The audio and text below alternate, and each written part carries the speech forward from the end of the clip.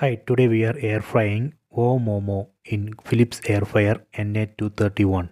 We need a pack of frozen WOW Momo and a few drops of oil or cooking spray.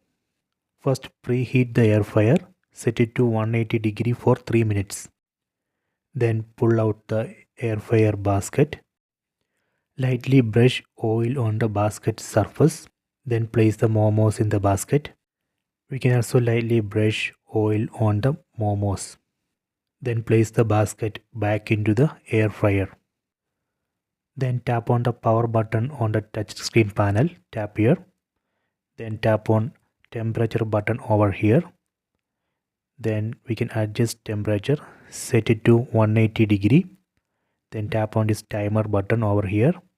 Then we can set timer to 10 minutes. Done. Then tap on this button to start. Done. So please wait. Turn on the interior light so you can watch the momos cook through the transparent window.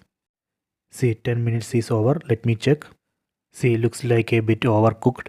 So we need to either reduce the time to around 6 to 8 minutes or lower the temperature to 160 degree. So please try this. I hope you enjoyed this video. Please subscribe this channel.